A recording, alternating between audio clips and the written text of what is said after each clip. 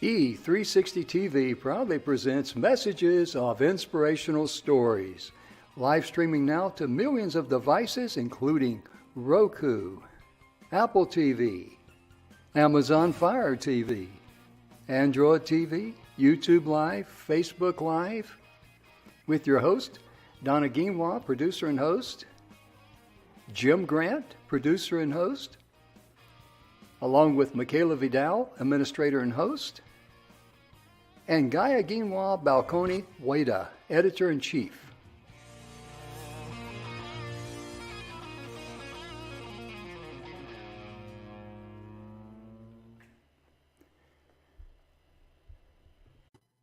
Welcome to the show, ladies and gentlemen.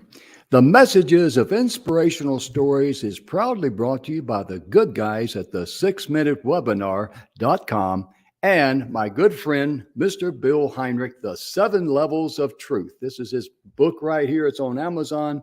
Bill is a personal friend of ours and here at the studio, here at the station, and we're so proud to be associated with him because Bill, in his book, it took over 30 years for him to compile this great information to help you find out what is blocking you, what is holding you back as far as your energy. And, how do you clean up the cobwebs of your mind, all these thoughts that go on. And Bill has really been a blessing to me, and I know he'll be a blessing to you. And the 6-minute webinar, that is really a treat. You can email us here at the station, the inspiration at e360tv.com. What the 6-minute webinar will do for you, ladies and gentlemen, you will be able to get your thoughts together to be able to write a book, to be able to make a presentation, to be able to tell someone about your product. And the 6-minute webinar has an introduction, a body, and a close, all within 6 minutes, because when people see your webinar, they do not want to sit there for 45 minutes listening to all the reasons why you created the product or you have the product to offer. They want the solution, and the 6-minute webinar helps you lead them from where they are to where they want to be. And ladies and gentlemen, we are blessed today. This gentleman I met in Orlando a few years back at Guerrilla Marketing, C. Mike Lewis. And I'm going to welcome Mike to the show today. He's going to share some great information. So be sure and take some notes and share this show with others. Hey, Mike, how you doing, sir? Hey, Jim, it's great to be here. Thank you for the invitation. Thank you for accepting the invitation because I know what you bring to the party. I know the value you're going to provide to our audience out there in TV land. Well, this is my 51st year in business, Jim, and 7 months of that I worked for someone else, and it was terrible having a job. I mean, it was the worst thing, and I hear it still is. So I'm going to continue to be an entrepreneur. I hear you. And I'm really glad to be here talking to particularly the young entrepreneurs just getting started because, I started my company at 16. And to say that I had credibility issues on the job was a real understatement. I mean, but I learned to overcome it. I was always the best dressed person on the job. I was always the cleanest, acted the most professionally.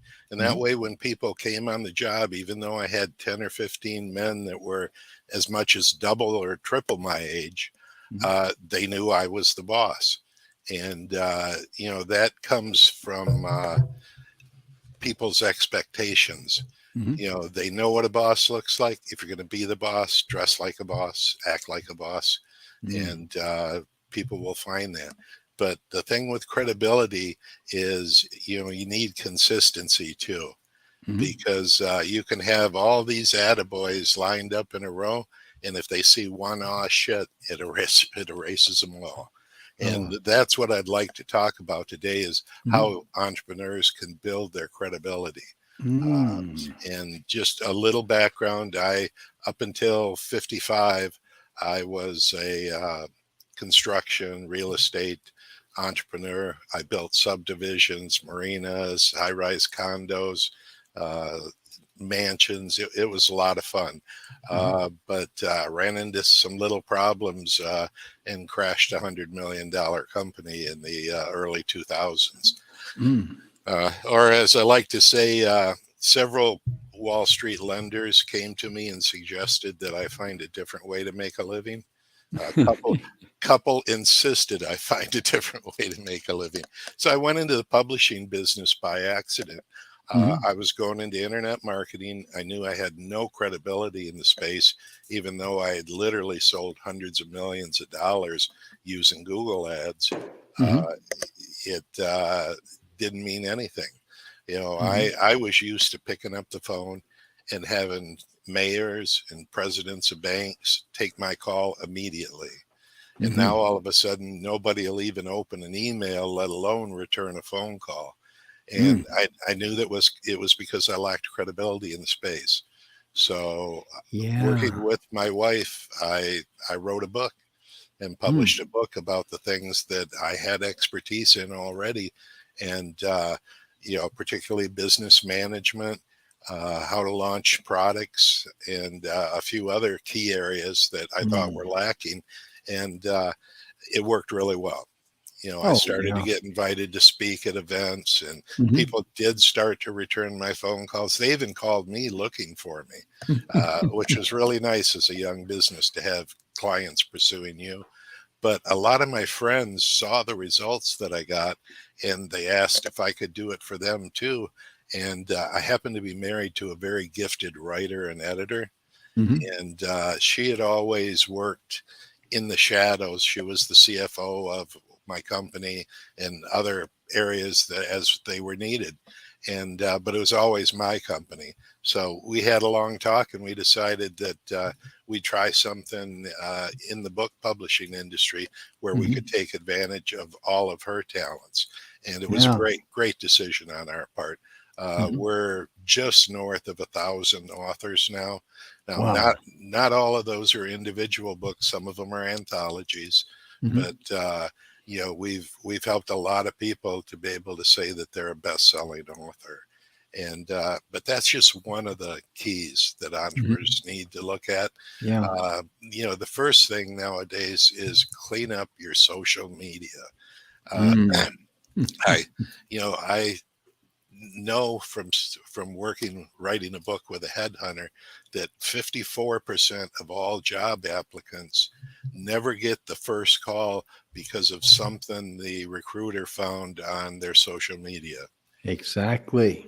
And it's okay to take strong positions about things that are important to you. But if you do it in public, it's going to affect your company. And, whether you're political or religious or health or, I won't even use the C word, but, all of these things bring out a lot of emotion in people, which is great.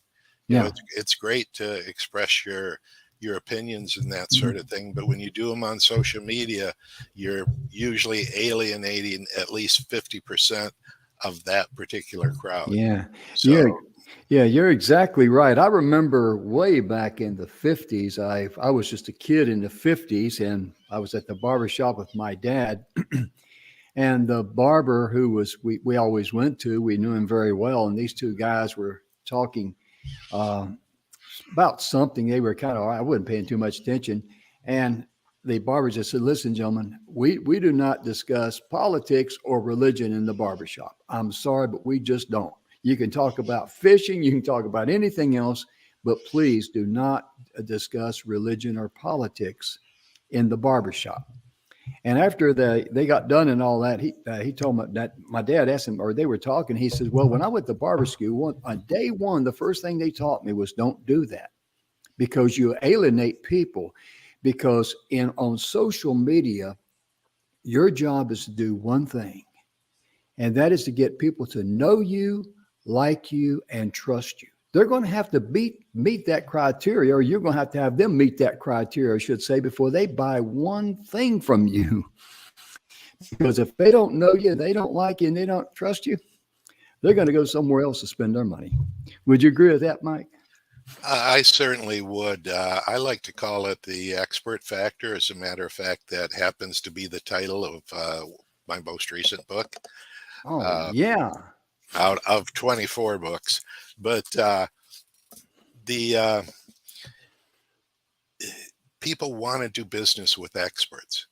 You Mhm. know, nobody Yes. nobody wants the third best brain surgeon when they're going in to have their brain operated. They want the best. Mhm. I can tell you it's a huge mistake if you go into court with the second best attorney. Whether you're guilty or innocent, it's not near as important as whether your attorney's good or not. And Mhm. Yeah. that was a fact I learned at a very young age. That Oh, yeah. so so people have this innate desire to get the best help that they can afford. You know, Mhm. and that's that's who you have to be in your niche. And Mhm. you have to find a niche that you can be that in.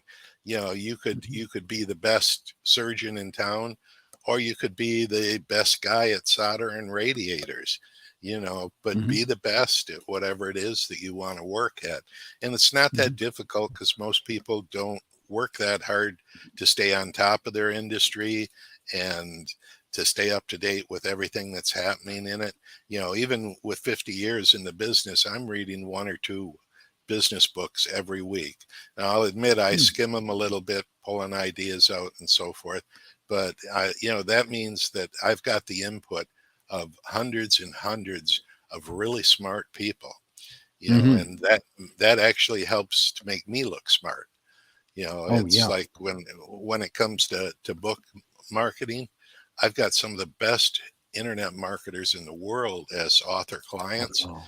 And man, these guys teach me some really neat stuff. And then I share it with all my other authors, and they think I'm a Mhm. genius. And I'm not. I'm an aggregator. Uh, Mhm. but let's get back to talking about what you can do to make yourself look more like an expert when you're Yes. first starting out, because Mhm. it's a lot less critical when you've got a 50-year track record. I can show up with crazy glasses or a wild shirt on, and people just know because of all the gray hair. Well, he's old; he must be the boss.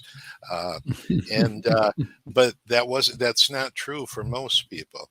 And so, as I said before, you want to clean up your social media. That's Mhm. real important. I mean, can you imagine you've worked for months trying to attract a top-notch client, your kind of dream client, and he says, "Well, let me just Google Mike." And he gets on Facebook and he sees a picture of me with a lampshade on my head and a fifth of whiskey in my hand. Uh, that's that's not going to give him a lot of comfort. It's Mm-mm. it's just not. And so Mm. you're not going to see that on my social media. You'll see a lot of humor there because I'm a very humorous Mhm. guy. I'll Mhm. I'll share a lot of cartoons and that sort of thing. I like to acknowledge friends when they have successes in their lives. Mm. There's lots of stuff you can put on social media without Mhm. arguing or being mean or anything else like that. And Yeah. one on one at the swimming pool with my buddies here in the subdivision, uh, we'll talk politics and religion and all those Mhm. other no Sure. nos. But none of Sure. those guys are going to publish books with me, so it's okay. Mhm. And Yeah. so you've got your close personal friends, and then you have your business image. And Mhm. the closer you can align those two, the more congruent they'll be. And Mhm. so I'm not saying don't show your real self on media. Right. Right. Quite the opposite. I'm saying show them the you that you want to be, that you think you are, not Mhm. some guy that had one or two too many drinks and did a drunken text, or Oh, yeah. not text, tweeter. Yeah, Yeah. it's I I've never twatted, so I'm not too experienced with that. Facebook and I don't. LinkedIn, Yeah. yeah, they're Yeah. more than enough for me. And Yeah. that's one thing that young entrepreneurs, by young I mean new to their business, whether they're Mhm. 20 or they're 70, uh, they need to be real cognizant of that. It's Yes. it's so frustrating to see them, you know, stabbing themselves in the back when there's no need. Yeah. Be congruent. Let people Mhm. know who you are. That's important. People want to work with Mhm. people that they know, like, and trust. So just Amen. knowing you isn't enough. But I can tell you, if it the like part is the least important of those three. If they Yes. know who you are and they trust that you can give them what they need, then the fact that I'm a cranky old curmudgeon doesn't matter as much, which I'm not. Mhm. I'm a heck of a nice guy. Just ask anybody, Yeah. except Yeah. except the people that owe me money. They won't speak kindly. Uh, but everybody else will. So we started creating these books to help our other friends to increase their creativity, their credibility, and it Mhm. worked really well. But Yeah. as I got deeper into that industry, I realized there were a lot of other touch points that you Mhm. have to have going for you. Uh, Yeah. it pays to be clean cut. Mhm. uh, it's facial hair is a little more acceptable nowadays than it was in the 70s and 80s and 90s, but Mhm. it's still, in studies today, people still will trust same picture, one of the guy, one clean shaven and one with a beard, and they'll pick the clean shaven one the majority of the Mhm. time as the one they want to do Yeah. business with. So Mhm. that's just something that we have in our control. Mhm. you Mhm. know, uh, Keeping your hair groomed properly, all of your personal hygiene, that's Yeah. all part of your public image. And Yes, it I is. was reminded with the barbershop story. If you go in the barbershop and there's two barbers, do you know which one you should pick? The one with the No. worst haircut. And That is so true. because they cut each other's hair. I mean, Yeah. it's a Yeah, simple little exactly. thing. It's like if you're, I can tell your guests, if you're looking to hire a CPA, you only have to ask them one question, just one question. You ask them, what's 2 + 2? Mhm. And if they answer you 4, don't use that CPA. If they look you in the eye and they say, well, what do you need it to be, Mike? That's your guy. I like that. You Yeah, know, yeah, Mike, me too. in your career, you've done a lot in the world of books, and you're a little bit different than, or you are different than most by far, because a lot of people, I've known a lot of speakers, and they take great pride on being a best-selling author. But a lot of people don't realize that being a best-selling author, and please correct me if I'm wrong, it may happen at 2 o'clock in the morning if their book sold, one or two more than someone else's book. But to me, it's a little bit misleading. And if I'm wrong, please correct me because we're all about truth and honesty here. But Don, you remember Don McGrath, my friend Don? Sure. Don says, yeah, he says, I've written 7 books. 6 of them are bestsellers. 4 of them are stinkers. And Vinny says, they just asked, well, how did they become bestsellers? And he says, well, evidently, and that's what Don told me. So I don't know how true that is, but a lot of people put a lot of emphasis on I'm a best-selling author. And that's important. But what's really important is for someone to connect with you and someone to be able to say, I like what this person's saying. The best-selling author is a credential that says you've earned that. And I may have been slaughtering it all the way through, Mike. So I know that you're in a different arena. You're in much higher. Your clients are there. I'm going to let you take it from there because I'm going to slaughter it if I don't. Yeah, you were killing me, Jim. Oh Uh, goodness.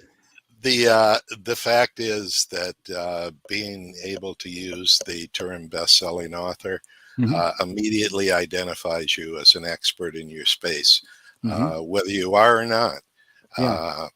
There's a few people that made bestseller that amazed me, Mhm. uh, but I've said on too many meetings where they're particularly back when I was doing a lot of corporate stuff, where everybody be at the table, and at a corporate conference room, Mhm. everybody passes their business cards around. Mhm. You know, well, I pass my book around with the business card inserted in it, and every time, not almost every time, but every time, the head guy at the meeting will pick the book up and look at it at the front cover, read it a little. He'll flip it over and look at the back cover, see what's going on, and then maybe Mhm. he'll thumb the book like this, and Mhm. then he'll set the book down. He's already decided whether he's going to do business with you or not. Whether he Wow. subsequently ever reads that book Mm. is, I mean, you want him to because it's great information and you poured Yeah. it in there, and it Yeah. will definitely benefit him. Mhm. But we have social signs that trigger us. There's a reason why when CNN shoves a microphone in somebody's face, they say, "This is Dr. So and so. He's the author of blah blah blah," and you Mhm. don't know whether he wrote blah blah blah in the '60s or he wrote it last week. Mhm. Yeah. But what they've done is immediately told their audience, Mhm. "This guy's an expert. You should listen to what he says." Yeah. And so the content of the book is important because certain personalities will read it cover to cover. I even Mhm. had one guy call me up and say, I found, and it was actually this book. He said, "I found 6 typos in this book, and you're a publisher. What's going on?" I said, "Wow, you found 6. That is awesome. There's actually 9 typos in there. You you have found the most of Yeah. anyone so far, Yeah. and when someone actually finds 9, I'm giving them a prize." Yeah. I I have love that. I have no idea how many typos were Yeah. in that book, but he I never called back, so I guess he yeah. didn't find the other 3. I love that because where I was going with my goofy story was that, you're when it comes to an author and publishing a book and all that, you take it to another level, more so than anybody I've seen in the industry. Well, And I've thank known you. you for a few years. I mean, your how do I say this? Your connections, your commitment, your everything, just who you are.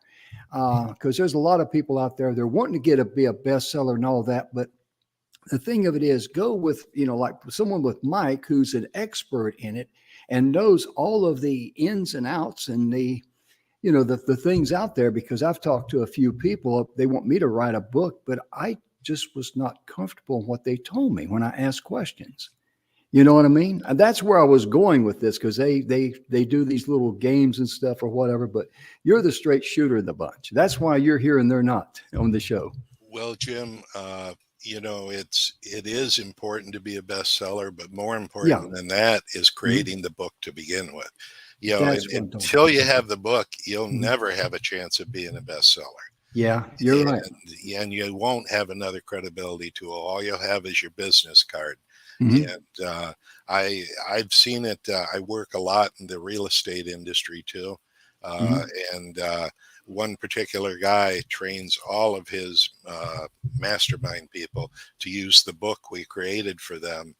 Uh, mhm, and every time they go into a seller, even though the book's about buying affordable housing, mhm, when they go into a seller, they hand the seller that book. And if their offer is in the ballpark of the other offers the seller's gotten, he's going to mhm, take their offer because he believes that they can perform, they can do what they said they're going to do because they're an obvious expert. mm. And Yeah. which is a title of a friend's book from, gosh, over 20 years ago. That Hmm, if people are looking for a fun one, Obvious Experts, an awesome book, and it helped me tremendously in my career. mm. Uh, so we've got the book, but the book is, I'd like to say it's the first and most important thing you can do, but that's not true. Mhm, The first thing you do is you decide on your brand mhm, and you decide what your unique selling position is. mhm, And if you don't have a unique selling position to use to compete with, then your right. only other option is to use price to compete with. Mm, And the problem with price is it's a race to the bottom, and mhm. you don't want to be the winner of that race, because you're going to go broke. And Mhm, so you need a unique selling position that shows people why you're the again obvious expert, and why they should do business with you rather than doing business with other people that are in similar businesses. Yeah. And a lot of ways to do that. The first thing, though, is decide, as I said, your unique selling position. And then from there, everything else builds off of that. And it should all be consistent. It's very inexpensive to get a good logo now, and even a good one-page website. You can find a lot of good people on Fiverr. You may have to sort through a couple because you can find some bad ones on there too. It is an open format. But if you look at their client ratings and that sort of thing, you can find some really good people that are very creative that can help you with that. For example, I would say a third of the book covers that I've published were probably created on Fiverr. And sometimes they got to create 4 or 5 before we find the right one. But it's and I've learned. The other thing is, don't think you know your market. Test. Because I mean, I just put one up for an internationally known speaker, and we put 3 style covers up on Facebook. The one I liked the best, the one he liked the best, and one that was butt ugly. And the butt ugly one won 3 to 1. 3 to 1 people liked it better. It had stark graphics. It was very in your face. I don't know if I've got a copy of it here. Let me see.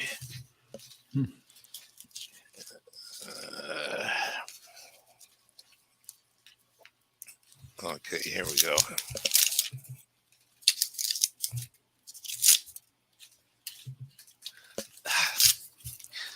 This is the cover that won. And you can see it's not that pretty a cover. This was the this was the cover that I liked. Oops. And much more professional, but not what the general public thought. And he liked the same cover as this, only with a pink background behind him. And it just goes to show that you may think you know your clients, but test. And I know Emerson Brantley was going to be on with us. It's a shame that he had a commitment somewhere else, because Emerson is test. He does all my copywriting. So there's a huge difference, by the way, between someone that's a writer and can write a book and someone that's a copywriter and can write good copy. They're 2 totally different skills. Just because everybody tells you you're a great writer, don't think you're a great copywriter. You're a great copywriter when you've tested, 2 or 3 or 4 or 500 different things and found out what the public thinks works, not what you think works. And so if you can afford it, great copywriters are not inexpensive, but if you can afford them, hire them. If you can't afford them, study them. And if you study from more than one person, it's research. If you just take one person's stuff, that's plagiarism. So get out there and study with them. But let's get back to what else they can do besides the logo and the tagline and a nice little single page website.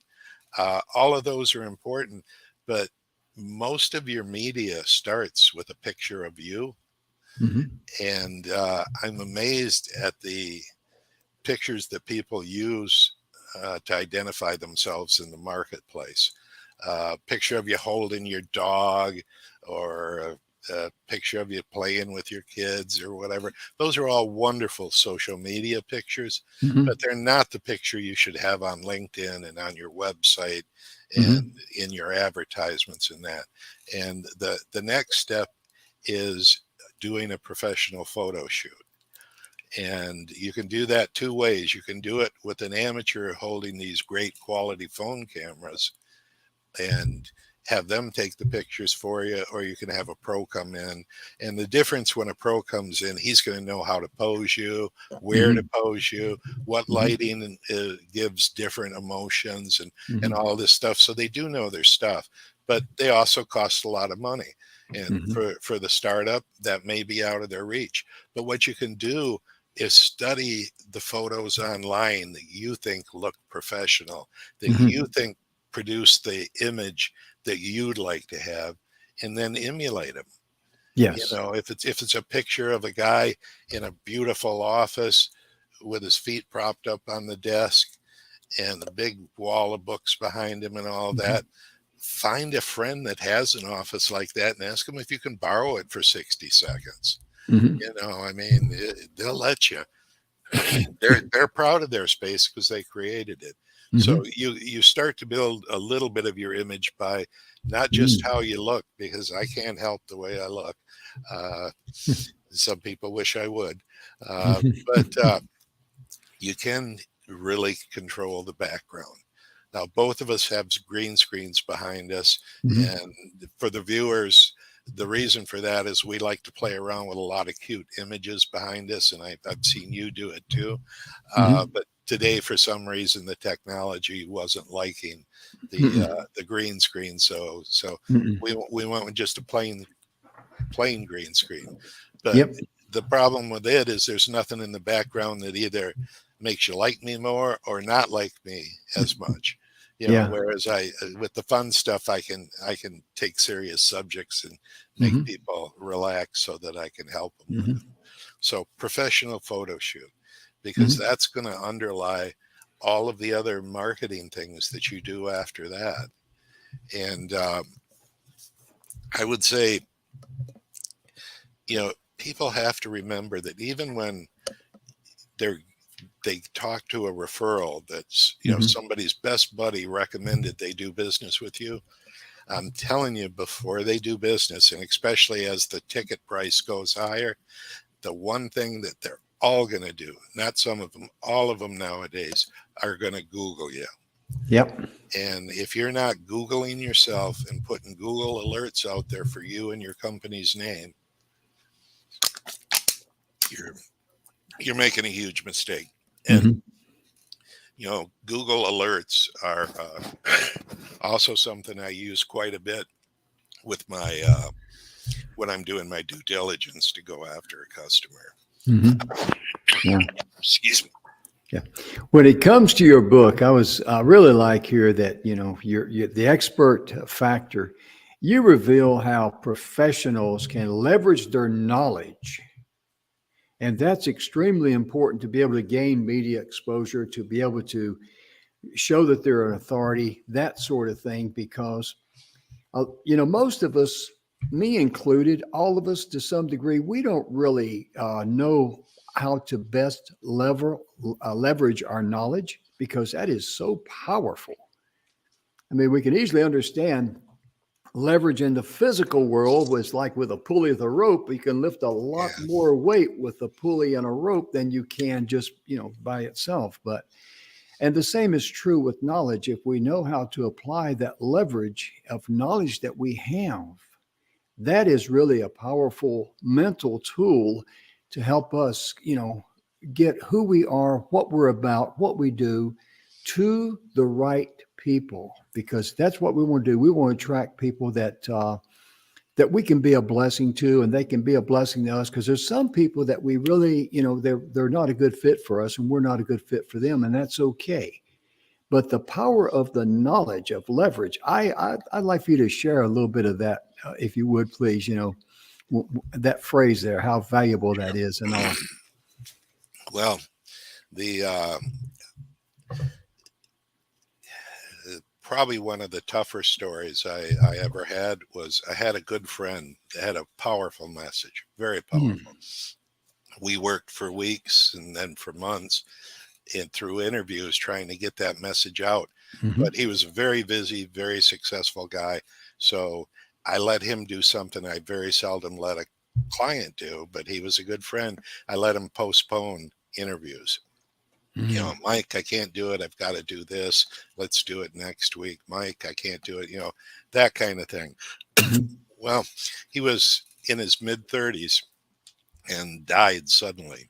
mm, And I got to tell you, looking his wife and kids in the eye, and knowing that I didn't help him get his legacy message out there before he died Mm. was a really, really tough thing for me. And Yeah. that's why I'm very tenacious now. When someone does hire me, we're going to get it done, Mhm. or I'm going to drive you crazy pursuing you until we get it done. Mhm. And a lot of times in my industry, people will refer to me as a ghostwriter because they're familiar with the term, because probably 80% of all business books are either ghostwritten or so heavily edited by the publisher that they Mhm. might as well have been ghostwritten. Mm. Uh, our books are not that way. We use a series of interviews with the expert, and I always do the interviews because I haven't found anybody that could replace me yet, or I would have a second interviewer. But I'm very adept at keeping them on track, following the outline that we created with them, and getting their information. And then my Mhm. writers are, their number one thing is don't change the author's voice when you're editing. Mm. I want the book when it gets done for you to be able to give it to your mom and your mom think you wrote every word of it. I want to capture your voice. Now, your voice may not be the same voice as a rocket scientist has, and that's fine because people want to do business with you. They want your Mhm. personality or they wouldn't have Yeah. chose you. So, Mhm. the information, the we actually try to keep the grade level of information on a book at the 8th grade level.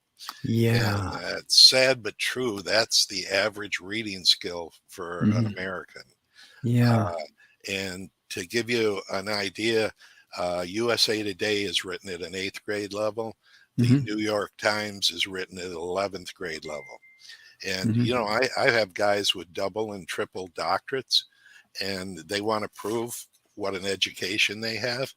Well, Mhm. if I don't keep them from using those $10 words, when the average guy reads their book, he's going to miss half their message and he's going to think Yeah. that they're an arrogant smartass and he doesn't really want to do business with folks like Yeah. that. And the number one thing to have in your book too is not actually your great information. That's secondary. It's important Mhm. to be in there, but it's secondary. What's Mhm. really important is if you can tell stories either from your personal experience or your client's experience Mhm. where someone had a problem, they came to you, you did what you do, and now they have a very nice result. So Yeah. you want to put as many of those stories in the book as you can, because when someone's reading the book, they already know you're smart because you wrote a book. What they Mhm. want to know is that you can recognize their problem and that you Mhm. have a solution for their problem. There's no Yeah. better effect than someone thumbing through the book and saying, "Wow, it's like he was following me around. That's my exact problem." Mhm. Those are your customers. Yeah. So you don't have to be too hoity-toity is the word I like to Right. use. Uh, Right. be you, let your voice come through, Mhm. and there's sometimes when you get your voice down on paper, you realize that's really not the voice that you intended to project. Mhm. So we start to do other things to help you, change the way that you present your stuff to your Yeah. people. And presentation is so important because Mm. we they you used to say we had the attention span of a goldfish, but now our attention span is less than a goldfish. And so you've got to have all these things, Yeah. your body language. Mhm. If you're talking to an expert and he does this like that, yeah, all of a sudden you're not going to want to do business with that guy because you can Mhm. see he's closed himself off to you just That's with right. that simple hand gesture. Yeah. So you want to study all of those things. It's not just industry Mhm. skill, but when you're Sure. an entrepreneur, you need a basic education in Yeah. all things that have to do with business. I Yeah. know Michael Gerber in his book, The Entrepreneur or The Mhm. E-Myth, uh, Mhm. he called it We All Have an Entrepreneurial Fit. And usually the entrepreneur is a great technician. They really know Mhm. their business, whether it's widget making or corporate Mhm. law.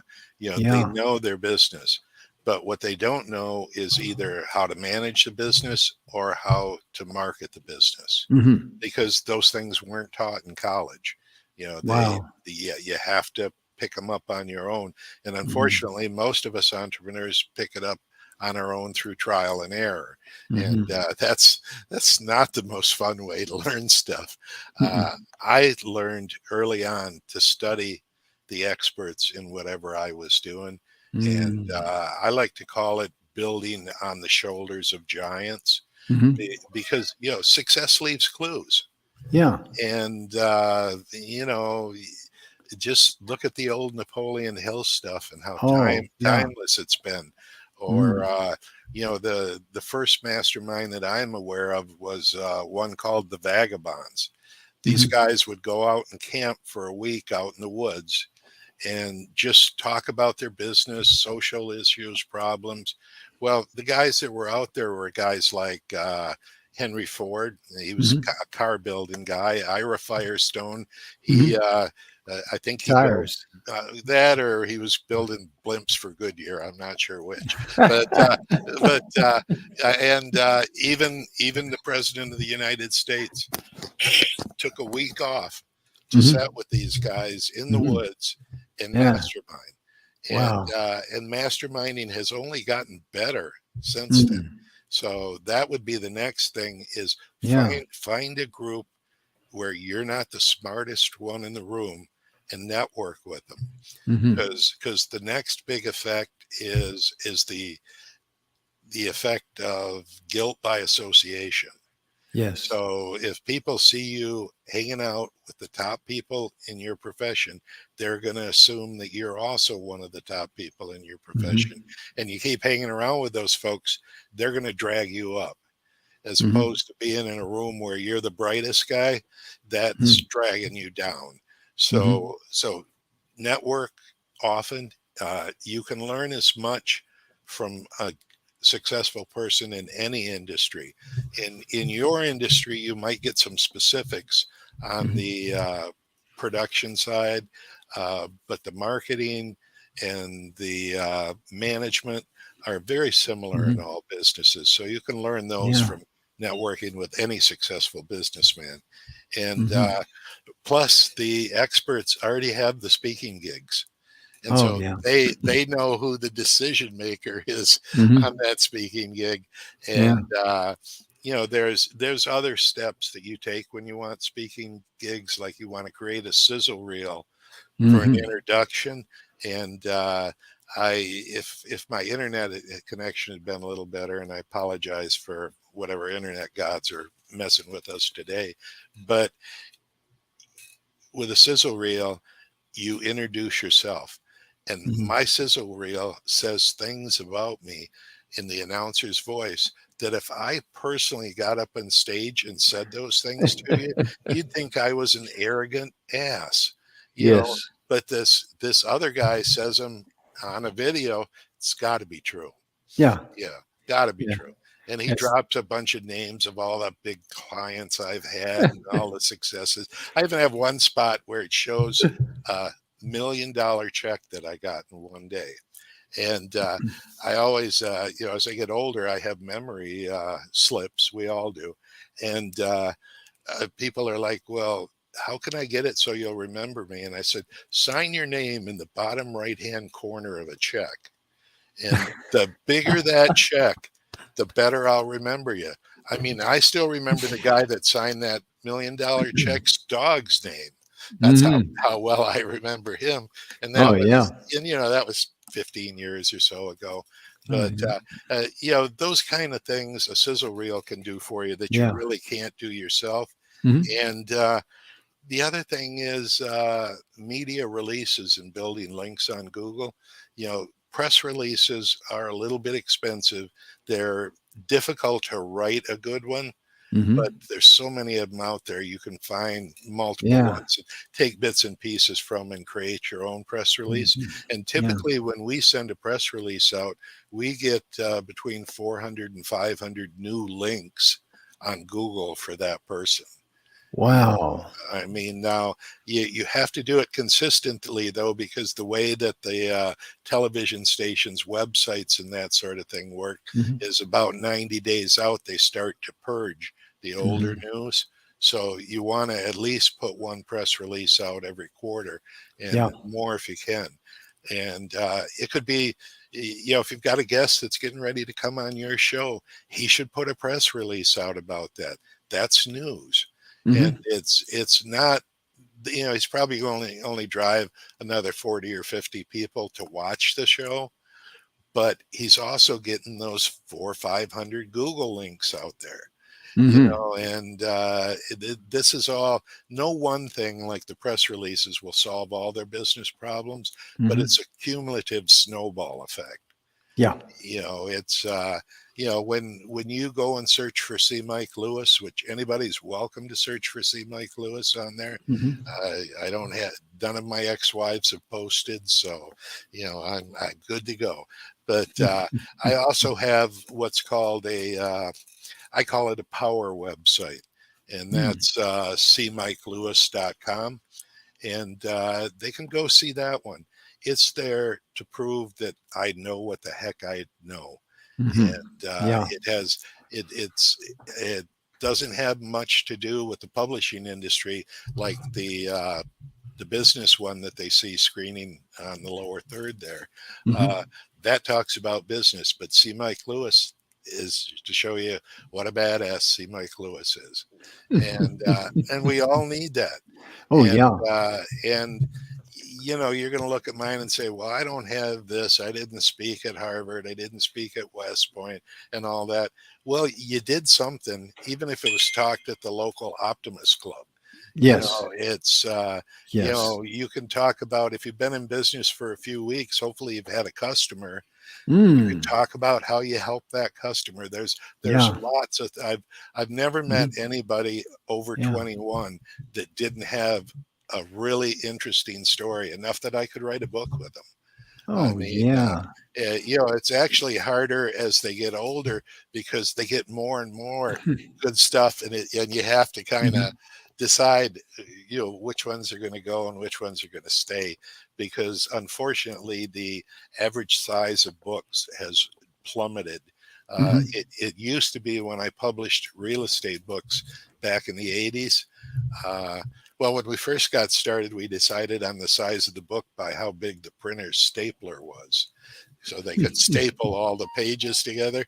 And man, it was big news when a printer got a 75-page capacity stapler instead of a 50-page. We were able to increase the size of our books by 50%. Man, we loved it, just loved it. It's gotten a little Yeah. better, a little simpler, Yeah. but the thing that counted back then was the thud factor. You'd go to an educational event and they'd have, book after book, 3-ring binders, Mhm. cassette tapes, or Right. I was before vinyl or after vinyl, but Mhm. and the bigger pile you had, the louder noise it made, the more people liked it.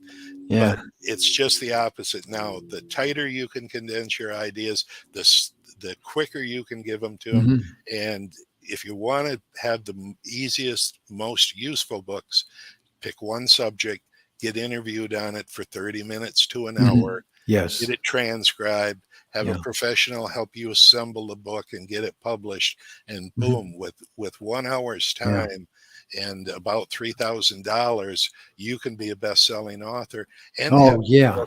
an awesome business card. you Yeah. know and whereas if they want a full-blown 150-page 12-chapter type book, which we love to do, Mhm. that's going to take about 6 months and cost them $20,000. Yeah. So Mhm. it ain't cheap. Yeah. But these new single point books are working tremendously well for people. Mhm. And Yeah. I strongly suggest, once you've got your social media in line, you've got your good pictures, you've got a professional website. Once you Mhm. have those things, the next thing is a book. Mhm. And then the Yeah. thing after that is PR, press releases. Mhm. Then the one after that is speaking engagements. Mm. Yes. And Yes. the cumulative effect is that you get to the point where, instead of you pursuing the customers, they're pursuing you. Mhm. And Yeah. that's when it gets to be fun, because we have, I don't know about you, Jim, but we have what I lovingly refer to as a no asshole rule at my company, Yeah. because customers interview us. Well, at the same time, we're interviewing them, Yes. Yes. because I'm at the point in my life where I can choose who I want to Yeah. work with. And Yeah. once you get to that point, it's a real blessing. Mhm. I mean, I love all the people I work with. Mhm. And I Yeah. know we're getting a little tight on time. Were there any Mhm. other specific things you wanted me to address while I was here today, Jim? Well, I was just going to go back a little bit to when someone wants to speak and all that, they don't feel like they have much experience. One thing that I have suggested to people, and Mike, I'd like to get your input on this, volunteer to speak at a local Lions Club, whatever it might be, and make sure that you ask the person that's in charge of the luncheon you're going to speak at. There's two things. Number one, ask if what topic they'd like for you to speak on. Number two, how much time you got. Respect that time. That's critical Yes. for any speaker, any on any stage. Then that way, you can share that, I give back to my community. I'm a community oriented person. I speak at the Lions Club or I speak here. And that gives you instant credibility. And that's one of the things that I share with people when they say they don't have much speaking experience, or, because I've spoken on stage for, been a former certified instructor and all that, 25 years. I mean, sometimes, you forget the basics of how someone is just trying to get going. It's And yeah, yeah, yeah, it's very scary. yeah. Uh, uh, old friend of mine, Zig Ziglar. I asked him one Mm, time he was having breakfast with my boss and I should say my senior partner, yeah. and I asked him why he ran back and forth across the stage at the beginning of every speech that he gave. And he said, Hmm. Mike, it's because I get up there and I'm scared.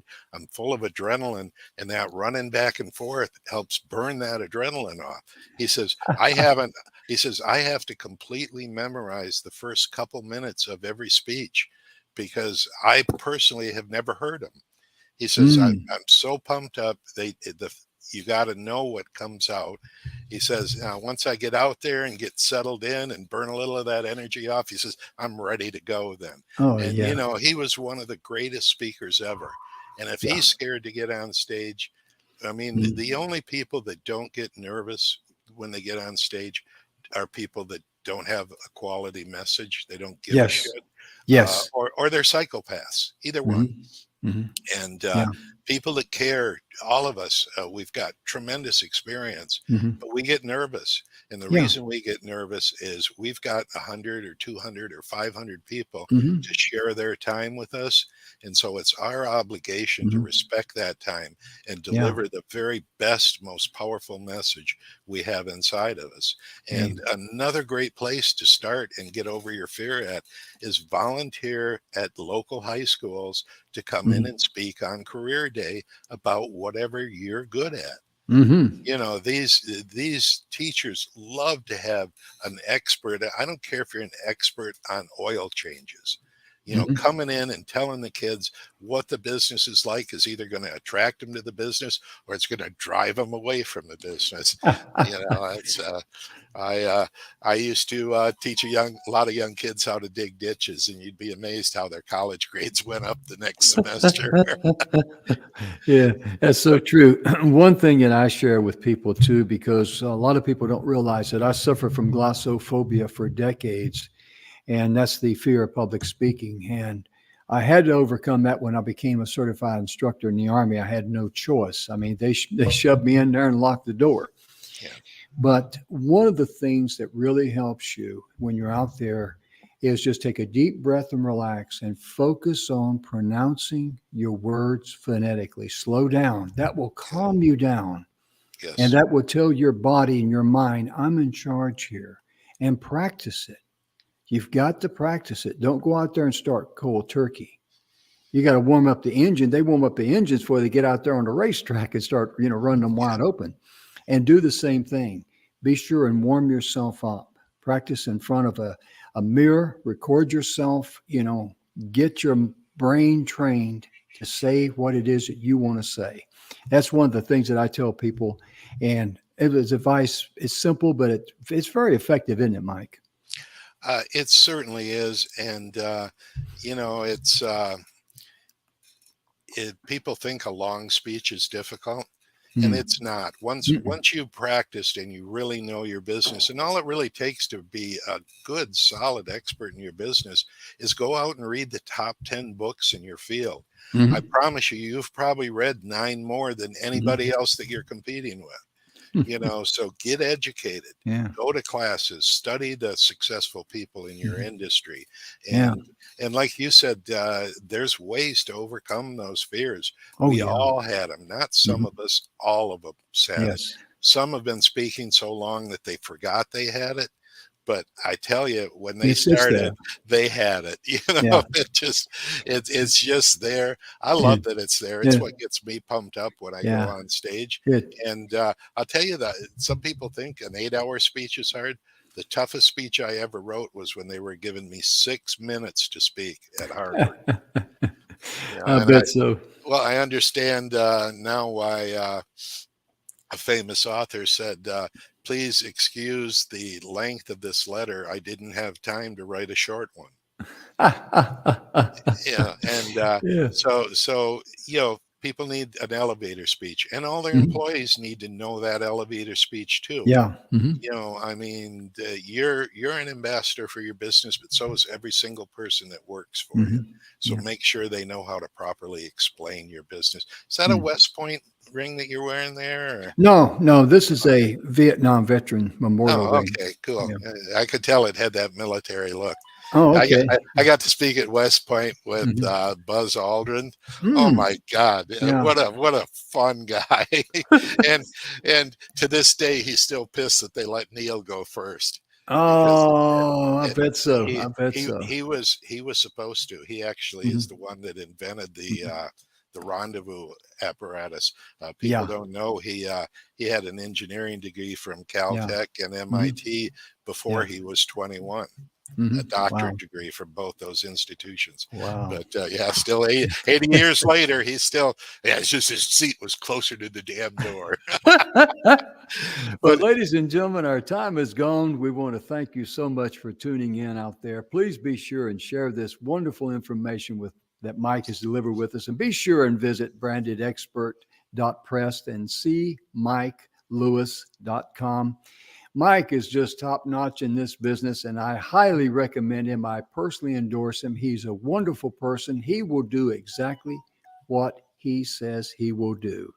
Thank you again. Remember to love yourself first, then you can love others. Be sure and forgive yourself when you do things like I do that's dumb, and do things like bruise my arm and all that stuff. But the thing of it is, enjoy life, love life, oh yeah, embrace life. And we'll see you next time. Thank you again. Bye bye. thanks, Jim. Thank you, Mike.